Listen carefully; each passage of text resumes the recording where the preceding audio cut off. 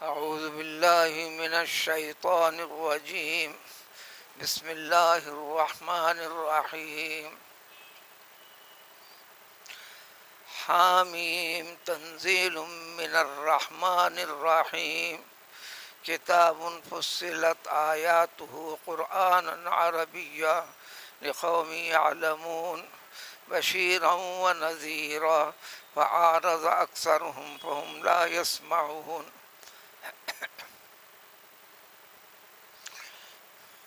سورہ حامیم سجدہ. 7 سورے ہیں. ایک سورہ گزر چکا. حامیم سورہ مومن تھا. مسلسل یہاں سے جس میں سے ایک ہو گیا مزید 6 سورے چلیں گے جس کی ابتدا حامیم سے 7 ذکر ہے. اس کو جمع کے طور پر یہ سورہ حوامیم کہلاتے ہیں. جیسا حروف مقطعات دیگر سوروں میں ہیں بس اسی کی نوعیت یہاں بھی ہے، جس کا ایک مفہوم حامیم الرحمن کا حامیم اسی کا ایک حصہ ہے،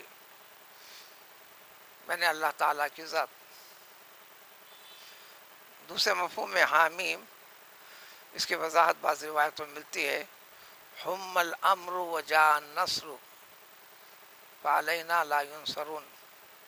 حم الامر،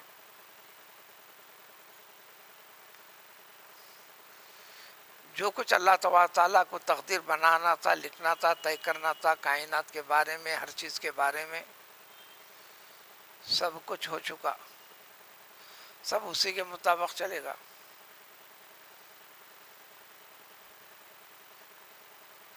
جسے مفہوم میں قسم ہے اور اللہ تعالیٰ کے ناموں میں سے خاص نام ہے.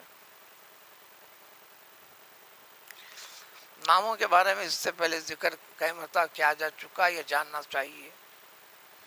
اللہ کی ذات وحدہ لا شریک، یکتا و تنہا، اس کا نام بھی ایک ہی ہے. لیکن جو باقی جو اسماء حسنہ کہتے ہیں وہ تو بہت سے ہیں. مگر ایک روایت کے مطابق، حدیث کے مطابق اس امت کے لیے 100 نام بتائے گئے ہیں، لہذا اسماء حسنہ 100 کا تذکرہ.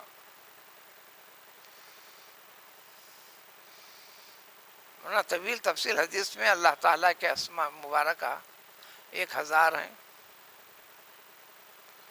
300 ناموں کا تذکرہ اللہ کی مقدس کتاب تورات کے ذریعے سے انسانوں تک پہنچا دیا گیا، بتا دیا گیا.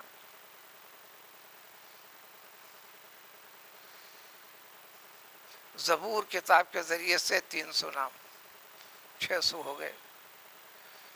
انجیل کے اندر اللہ تعالیٰ کے 300 ناموں کا اور تذکرہ 900 ہو گئے. اب باقی رہے 100. جب آپ گنتے ہیں تو 99 کا مطلب 100. مہینہ 30 دن کا رہا تو مہینہ 29 کا دن بھی رہا تو 30 کا حساب ہوگا، مہینہ کہیں گے. 99 فگر، ہر فگر میں عدد آنا، یعنی اس کو ڈیوائڈ کرنے کے بعد 1 بچنا. انسان کی عملی زندگی کے اندر اس کا خیال رکھنا ہے. اس لیے پانی پیو تو کہہ دیا گیا 3 سانس میں پیو. 2 سے مراد اللہ کی ساری مخلوق، اس کو زوجیت کہیں گے. اللہ تعالیٰ کی ذات فردیت وحدہ لا شریک. ہمارے اسلاف میں بہت ہر چیز میں طریقہ تھا، لیکن آج کے زمانے کی قوم کو تعلیم کی، تربیت کی زیادہ ضرورت ہے. چھوٹے معصوم بچوں سے، اس لیے کہ ان کے اہم سیکھنے کا زمانہ رہتا ہے. گہرائی کے ساتھ تعلیم دیے بغیر پریکٹیکلی، دیکھو کھانے کے لیے بیٹھتے ایسا ہیں، پہلے ہاتھ دھوتے ہیں، کھانے کو بیٹھ گئے، گھر کا جو بڑا رہتا ہے انہیں ذریعہ آواز سے پڑھنا تعلیم کے لیے، خود کھانا شروع کرے گا.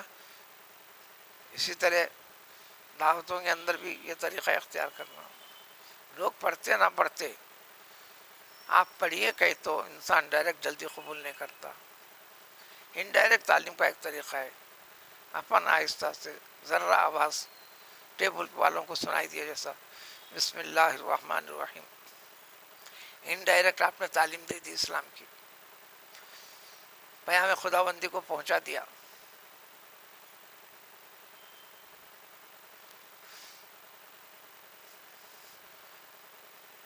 بسم اللہ کہہ کر شروع کرنا ہے، الحمدللہ بول کے ختم کرنا ہے.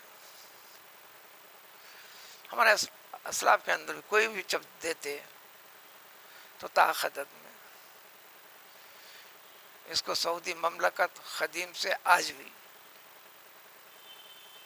سال کے 12 مہینے افطار کا انتظام رہتا ہے، لیکن رمضان میں خصوصیت سے سال کے 12 مہینے کوئی دن کا استثناء نہیں. جو پہنچتے ہیں مقامات خداوندی مقدسات کا تبرک حاصل کرنے کے لیے، اللہ کے رسول صلی اللہ علیہ وسلم سے عشق محبت کا کمال رکھنے والے جب مقام مقدس پر پہنچتے ہیں چند دنوں کے لیے تو اہتمام میں اپنی عبادتوں میں روزے کا اہتمام کرتے ہیں. روزہ رکھو، ہم تاکید نہیں کرتے. پیغمبر صلی اللہ علیہ وسلم ساری زندگی بھر پابندی سے پیر کا، دوشنبے کا روزہ رکھتے تھے، جمعرات کا روزہ رکھتے تھے. پھر ہر مہینہ ایام 20 یعنی چاند کی 13ویں 14ویں 15ویں حکم دیا گیا کہ زیادہ روزے رکھنا ہے پابندی سے، ہر چاند کے مہینے میں 13 اور 14 کا اہتمام کر لیا کرو.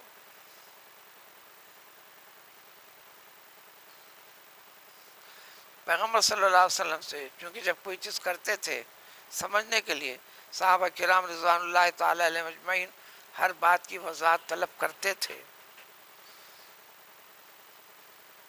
کیا آپ جو کر رہے ہیں آپ کے لیے خاص ہے یا قیامت تک آنے والے سارے مومنوں کے لیے، مسلمان کے لیے یہ کرنا ہے؟ اور کرنا ہے تو طریق سنت ہے یا فرضیت ہے وغیرہ وغیرہ. تو آپ نے جو جواب دیا یہ فرمایا پیر کے دن میں روزہ اس لیے رکھتا ہوں کہ اللہ تعالیٰ نے مجھے پیر کے دن پیدا فرمایا، میرے وجود کو بابرکت وجود مسعود بنایا، شکرانے کے طور پر کرتا ہوں. سورہ مریم کے اندر 3 انبیاء کرام علیہ الصلوۃ والسلام کا خصوصیت سے ذکر فرما کر اس امت کے سامنے نمونہ پیش فرمایا. اللہ تعالیٰ نے والسلام علیہ، حضرت عیسیٰ نے فرمایا تھا یوم ولدت و یوم اموت و یوم ابعث حیا.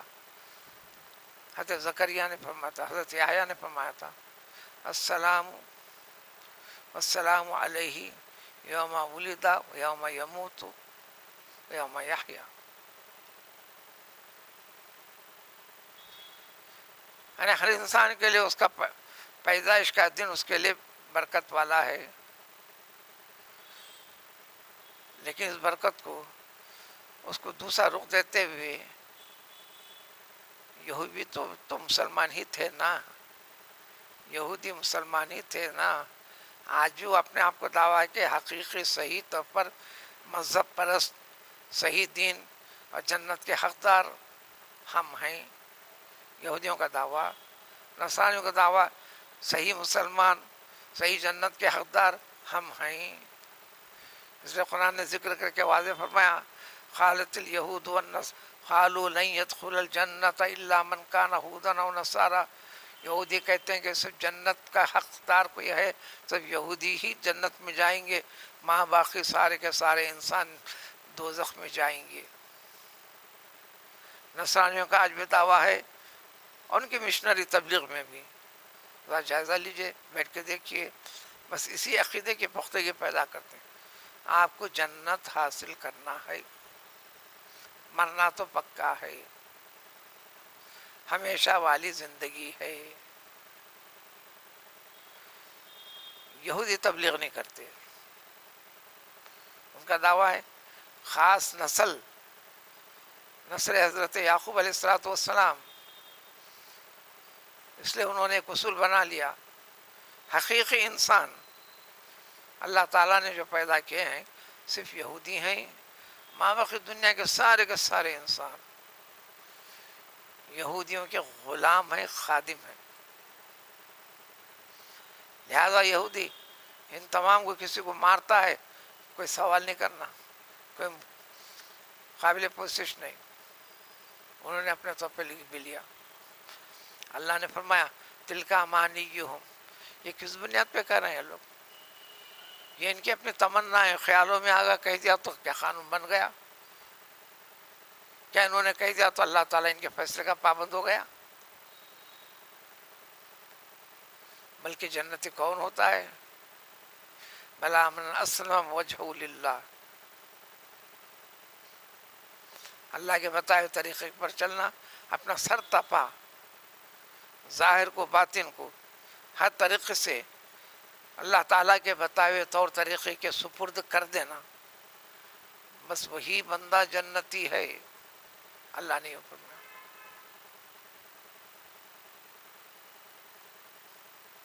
الغرض تو حامیم کے متعلق کہ اللہ کے خاص ناموں میں سے بھی ہے، وہ قسم کھا کر اس کلام پاک کی تصدیق۔ اب ایک بات اور یاد رکھنا پڑے گا ترجمہ اس کو پورے سورے کا سمجھنے کے لیے، اللہ تعالیٰ نے نبوت کے لیے، پیغمبری کے لیے، آخر زمان پیغمبری کے لیے عربوں میں سے ایک انسان کا انتخاب فرمایا، ان کی حفاظت نسلوں سے کرتے ہوئے آیا،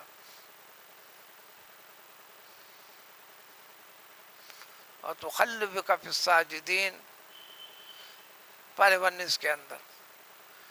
اور آپ کی حفاظت کہاں سے کرتے ہوئے آئے؟ آپ کی حفاظت کہاں سے کب سے کرتے ہوئے آئے؟ آپ جو نسل بنسل آ رہے تھے آباء و کے اجداد میں،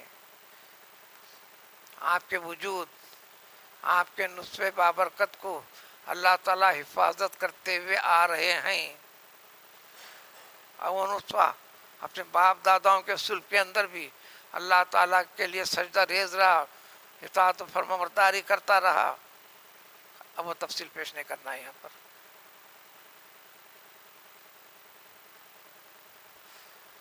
تو لہٰذا سب سے زیادہ اندھیرا توحید کا ڈھانچہ پوری طرح بدل کے رکھ دیا تھا مشرکوں نے۔ اللہ نے وہاں انتخاب کر کر سب سے پہلے احکام، تعلیمات اور خطابات ان سے کیے، وہاں کے انسان کو پہلے سدھارا گیا، پھر اس کے بعد الحقنا بہم سورہ جمعہ میں ہم نے پھر ساری کی دنیا کے انسانوں کو، قوموں کو اب اس رسول علیہ السلام کی رسالت سے ہم نے جوڑ دیا۔ پھر حکم دیا قل یا ایھا الناس انی رسول اللہ الیکم جمیعا، اے محمد صلی اللہ علیہ وسلم یہ اعلان عام کر دو اس پورے اقطاع عالم میں، ساری زمین پر جس کو بھی ہم نے وجود دیا ہے، ہر انسان کے لیے، اور ہر انسان کا رسول مجھ کو بنا کر بھیجا گیا ہے۔ تو اب اس سورے کے اندر اب ابتدائی آیت بھی دیکھیں گے تو صرف خطاب عربوں سے ہے، بالواسطہ توحید سے، شرک سے ہٹنا، آخرت کا ذکر اس سورے میں ہوگا۔ اتنی تھوڑی سی تفصیل بتانے کی ضرورت اس لیے پڑی ہے کیونکہ ابتدائی آیات میں دیکھے گا کہ ترجمے سے سمجھ میں آئے گا تو اللہ فرماتے ہیں تنزیل من الرحمن الرحیم، جو اللہ کی ذات جو رحمان رحیم ہے، وہ رحمان سے متعلق بھی نہیں جانتے تھے مشرکین مکہ۔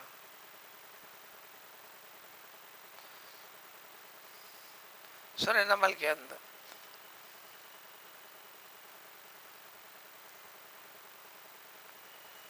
قالوا امر رحمان، سورہ فرقان میں قالوا امر رحمان انسجد للرحمن.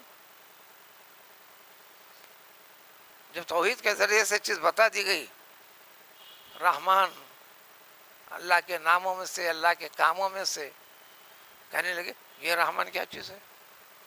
آج تک ہم آبا و اجداد سے رحمان نام کی چیز کے نہیں سنے تھے.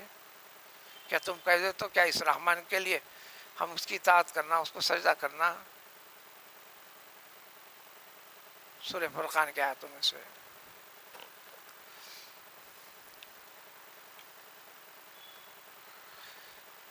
کتاب فصلت آیاتہ قرآن، دیکھو یہ اللہ تعالیٰ کی کتاب نازل شدہ ہے، جو اللہ کے ساتھ جو رحمان ہے، یعنی اس کی رحمت فضل و کرم ایک عام ہے، فرما برداری کرنے والے پر بھی، نہ کرنے والے پر بھی، سب اسی کے رحمت کے طفیل اور فضل میں ساری دنیا، ساری کائنات کا وجود ہے. عمومی رحمت، جب اس کو مان لو تو خصوصی رحمت میں داخل ہو جاؤ گے. الرحیم. پھر نبی کا یقین، یہ اللہ کا مقدس کلام ہے، پہلے یقین کو بڑھاؤ تو پھر ہدایات آنے والی سمجھ میں آئیں گے. اس پہ غور کرو، کیا غلطی ہو رہی ہے تمہاری زندگی میں، اس سے تم کو بچانا ہے. اللہ نے اپنی مہربانی سے بچانے کے لیے انتظام فرما دیے، ورنہ آخرت کا انجام جو دوزخ ہوں گا ہمیشہ کے لیے، ہمیشہ کے لیے حسرت اور ندامت والی زندگی رہے گی. نہ اس میں نہ زندگی ہے نہ موت ہے. ایسی زندگی ہر لمحہ موت ہے. چلو موت ہو جائے تو خاتمہ ہو جائے، بات پوری ہو جائے، ایسا بھی نہیں. لا يموت فیہا ولا یحیا.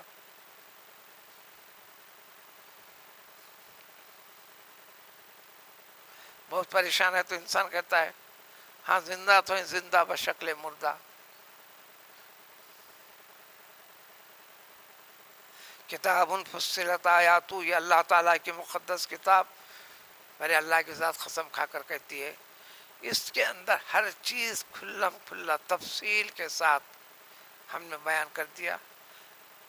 لیکن اس کے باوجود بھی انسان ہے کہ ہر در میں اس کو سنتا نہیں، غور و فکر کرنے کے لیے، قبول کرنے کے لیے، اپنی زندگی کا جائزہ لے کر اپنے رب کا قرب حاصل کرنے کے لیے. جب یہ بات سمجھا کر پیش کر دی گئی تو الٹے جواب میں آستین چڑھا کر آگے بڑھے. حقائق کے پیش کرنے کے بعد انکار کی کوئی شکل نہیں نکلی، چونکہ حق ہے، کوئی شک و شبہ نہیں ہے، تو پھر انکار کیسے کرنا؟ یہ کہنے لگ گئے دیکھو یہ پیام جو پیش کر رہے ہیں محمد صلی اللہ علیہ وسلم، اس کے اور ہمارے درمیان میں بہت سارے پیچیدہ پردے پڑے ہوئے ہیں، اس سے ہمارے لیے موافقت ہوتی نہیں. یہ ہمارے سامنے ذکر کرنا بند کر تو چھوڑ دو. کہنے لگے آپ جو کچھ دعوت پیام دے رہے ہیں رسالت کا، اللہ تعالیٰ کا، ہمارے دلوں میں بڑے پیچیدہ پردے ہیں، ہماری آپ کی نہیں جمتی. پھر بھی آپ سناتے ہیں، خالی کان سن رہے ہیں، ادھر سے چلے جا رہی بات، ہم کان سے سن کے دل میں نہیں اتار رہے ہیں، تو یہ سمجھے کہ ہمارے کانوں کے اندر ڈانٹ لگے ہوئے ہیں.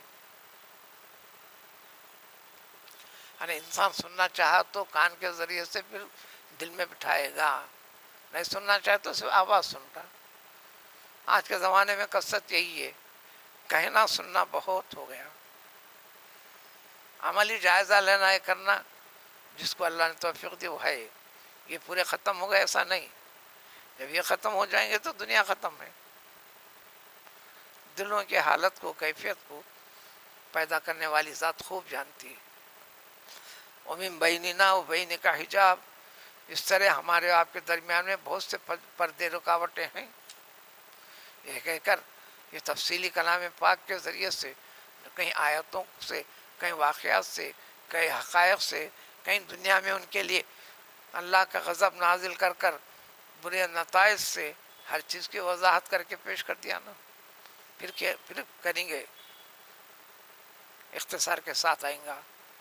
لہذا عمل آپ اپنا کیجئے، ہم اپنا کریں گے. خطاب یہ کیا کہ آپ اپنا کیجئے، ہم ایسا کریں گے. اب اگلے ایسا کہتے ہیں آپ اپنا کیجئے، میں بھی جو کر رہا ہوں اسی رب کا پابند ہوں، تم کو بھی اسی رب کا پابند ہونا ہے. میں اپنے دماغ سے نہیں کر رہا ہوں. یہ وضاحت تفصیل اگلی آیت میں آئے گی. سبحان اللہ بحمدہ.